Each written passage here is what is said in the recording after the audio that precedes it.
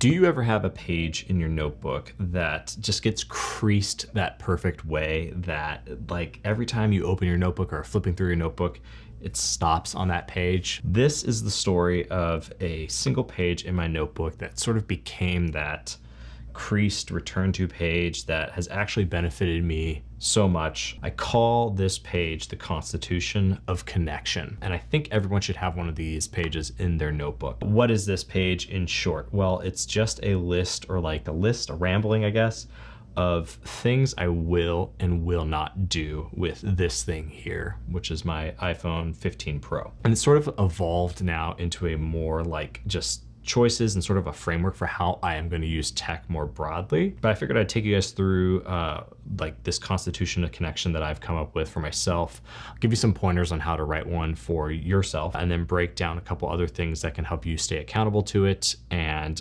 enjoy just sort of like setting up a framework, a deliberate framework for yourself for using tech. Okay, the first thing I put in here was no phone in the mornings except for life-threatening emergencies. I keep my phone now mostly plugged in the kitchen. There's a few times where I've like had it plugged in at the bed next to me, but I just try not to have it there. I have received some of those calls where it's like, you need to jump on a plane right now. Never fun, but I think good do not disturb rules, and still just like keeping your phone off of your person, especially at night. And also then consequently in the morning, that's a huge one. I think that's a huge one for most people, because I think it's just too easy to like say, oh, my phone's my alarm clock, and I plug it in next to my bed, and just don't do that. Don't do that. And so I deliberately put here, like, what do I want my phone to be used for? And I basically just want to use this thing for calls and messages, maybe sometimes reference, like maybe maps or whatever. That was like helpful. That was helpful to say, like, yeah, I do just want to use this for calls and messages, not even email. I hate doing email on my phone. The next thing I put here was like, don't use computers for everything. Use Linux if you have to use a computer. I just recently made a video about why I put Linux on an old ThinkPad. I think it boils down to a couple things. I think the sort of like latest versions of like Mac OS and Windows feel something like Windows Vista meets Candy Crush. There's just something about like using Linux again, especially on the desktop, especially with my setup Debian 13 and KDE 6.3. That's like an enjoyable place that feels like a good home to get work done in. I think too much, these modern, the big tech company operating systems, they're like trying to engineer them so you just use them as much as humanly possible for as many things as humanly possible. And I feel like that decoupling is really important. And this was just like pontification here, which, is kind of done in the American Constitution. So give yourself some space to just like, put some melodic prose of your thoughts. But I put the ratio of mass consumption in our lives compared to the near abandonment of contemplation is gravely concerning. I don't know what headspace I was in, probably in a headspace where I hadn't looked at tech in a while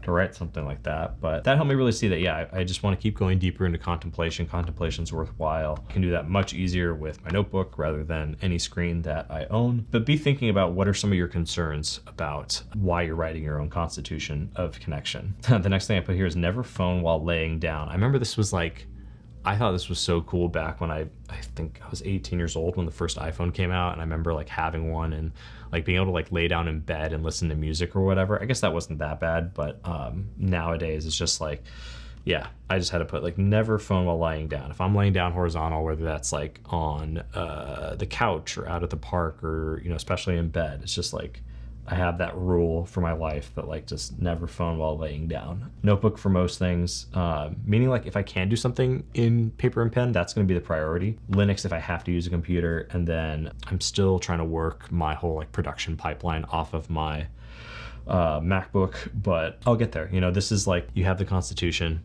It's about setting that Constitution, and then I'll talk more about like how you get there in the next part of this video. But I think a few things that I started doing here is like, I've had this devotion of doing an evening examine from the Ignatian Examen, spiritual exercises, Ignatius of Loyola's spiritual exercises. Just putting it here in my Constitution and linking those two ideas together, that like, my evening examen is a direct rebellion against like tech overconsumption, mindless consumption stuff, right? I also put in here that I want to be praying my rosary every morning. I mostly am better at that now. It's taken 4 years to get to that point, but I pray my rosary every morning, and that is also in direct rebellion and competition with that like mindless, just like pick up your phone and scroll. To me, it's so wild that like that same like thumb muscle that you use to move through the beads is like the same. It's that same feeling of like touching the glass and doing the swipe.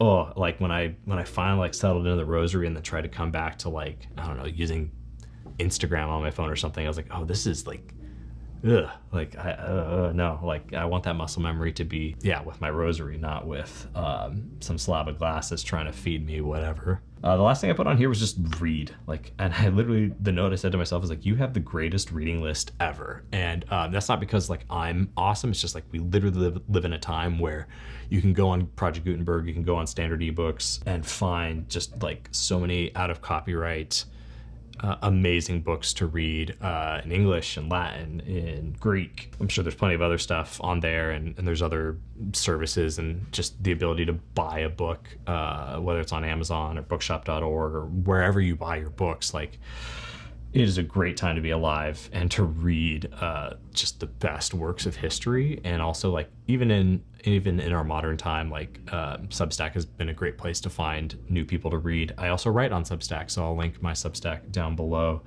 for those of you interested. Yeah, read. I think I needed that in my Constitution of Connection. Is like, that is one of the reasons why I'm giving up using my phone in the mornings and the evenings, is because like I have better things to read. So many better things to read for free, like literally for free. I can go, like I said, on any of those services like Standard Ebooks.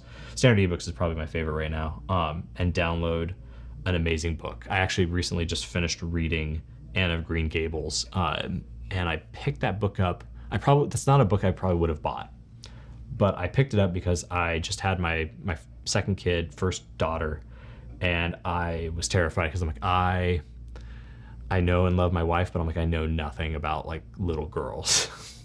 As like a man who's been married and worked in tech, and it's just like I don't know anything about them. So I better learn something. I had heard a couple friends mention Anne of Green Gables, and I was like, you know what, son of a gun, I'm just gonna read Anne of Green Gables, and I'll never tell anyone. I figured I was like, it feels embarrassing as a man to read Anne of Green Gables. That book is awesome. I will now like highly recommend that book to anyone who just like wants to live a simpler life. That book is like a gem of enjoying simple living, and it's totally free on Standard Ebooks, so go get it and read it. But yeah, like having a good reading list. Okay. So how can you write your own Constitution of Connection? I would recommend starting with this. Obviously, get your notebook, get a piece of paper, or just like, it's best if it's in your notebook, especially in the notebook that you're going to be carrying with you at all times. Create a page in there that just says Constitution of Connection, and write down 3 things that you want to do more of. Maybe it is reading. Maybe it is just more journaling, more writing.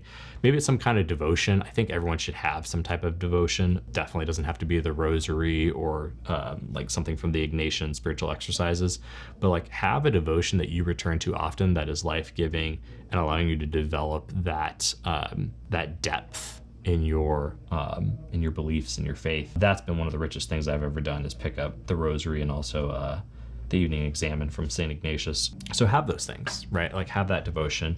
A big part of my Constitution of Connection is like, I want to be a better husband, want to be a better father. And better can be so nebulous if I don't specifically write down something like, I want to spend so much time in the afternoon or the evenings with my son, my daughter, my wife. I think that's an important thing, is like, get specific about the things you want to do, then just get as specific as possible, and then give yourself grace and execution. For me, has been what has worked is I'll get really finite and say like, I want to make sure I spend at least an hour with my son every single night. Sometimes it may only be 30 minutes. Sometimes we get to hang out for hours on end, and that's great. And I would much prefer that. But having some type of like really specific desire allows me to hold myself accountable to that, and then try to live that out more. And make sure to write down the things you don't want to do. Make sure you write down the things that, like when you do something like you're laying down in bed and you're on your phone and you're like, that is gross. Like write that down, and write down why that is gross, right? Like, is that just because like mass consumption is just like helping you abandon contemplation? You'll have your own story there to write, but make sure that this Constitution feels personal. Make sure it feels like you're rebelling against some I don't know, colonial power or something. Sorry to make this so American to my fellow Europeans, but write this page as though you are in rebellion for your freedom, because that's really what it, I think, comes down to, is like, what do you want to like be free from, and what do you want to be liberated into? So be very clear about the things that you don't want to do, whether that's laying down or not using things like Mac OS, Windows, if you do use a computer, or if it is something like you don't want to be picking up your phone at specific times of the day, like whatever it is, write that down. I think a really helpful way to think about this is like, from this constitution of connection, you can create sort of like, I hate this term, but I did spend over a decade in the corporate world, so it's like a standard operating procedure. You can create a default, or like a better default for your life than just picking up your phone. You can give yourself a standard that allows you to be consistent with the things that you want. I think that's probably part of the problem, at least that was part of my problem, is just like, we've been inundated with all this new tech that is so powerful